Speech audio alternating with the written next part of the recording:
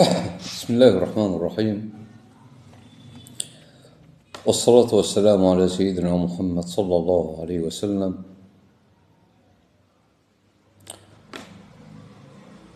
أتحدث وأقول أقسمت أن أروي، وأتحدث في هذه الحلقة البسيطة عن العلاج بالرقية الشرعية بالتخيل. العلاج بالتخيل. بعض الرقاة على منصة التيك توك خاصة على مخالفات كثيرة جدا جدا جدا جدا يعني. وطبعا للأسف الشديد النساء بينساقوا وراء هؤلاء الدجالين والمشعوذين، وأمر بقى مخيف جدا، أمر مخيف من الرقاة الجهلة الذي ليس لديهم نصيب من العلم الشرعي. نقول والله المستعان، لم يثبت شيء من هذه الأمور، لا من الكتاب ولا من السنة ولا من أفعال السلف الصالح رضي الله عليهم، وصفتها كالآتي: يقول المعالج أو الراقي أو المشعوذ أو الدجال، وطبعا مش كل الرقاة بعد احترام المقام الشديد. عندنا أخونا الشيخ عمرو الليثي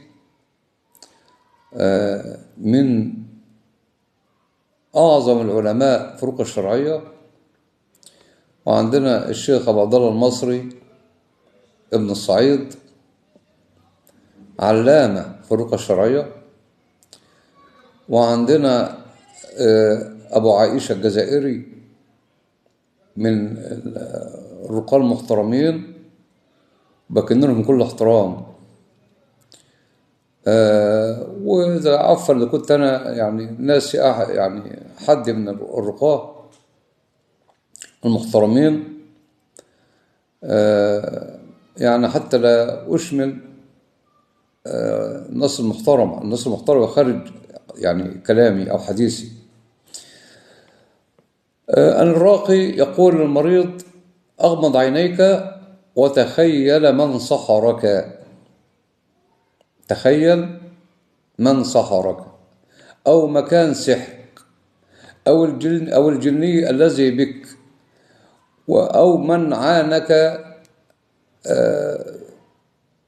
فهذه الأمور إما أن يستخدم فيها الوهم والإيحاء، أو من باب استخدام القرين، فهو من باب الاستعانة بالجن الكافر، لأن القرين كافر. القرين كافر، لقوله صلى الله عليه وسلم: ما منكم من أحد إلا معه قرينه من الجن وقرينه من الملائكة. قالوا: وإياك رسول الله؟ قال: وإياي، ولكن الله تعالى أعنني عليه فأسلم، فلا يأمرني إلا بخير.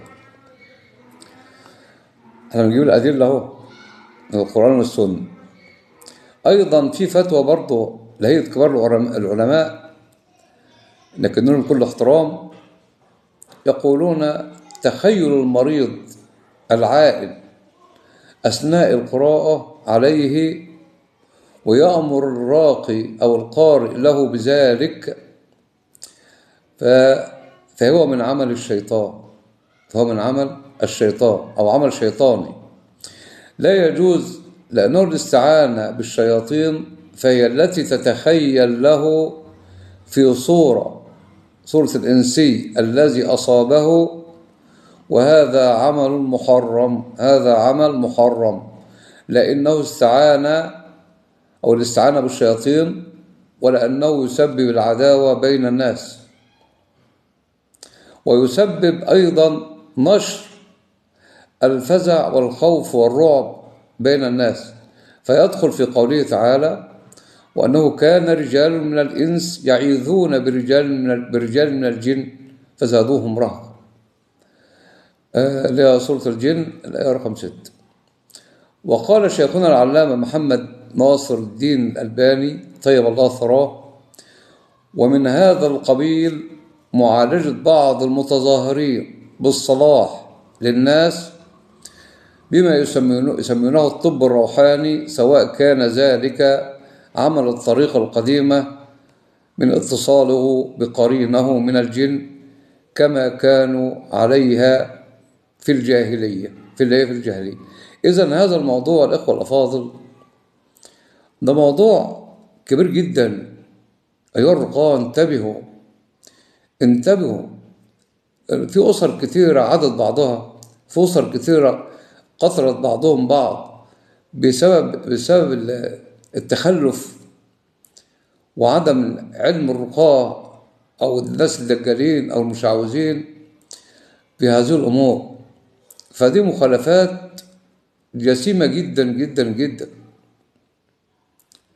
انتبهوا ولا تنساقوا وراء هؤلاء الدجالين. حد يقول لك غمض عينيك وتخيل مين سحرك أو مكان سحرك فين، ده ليس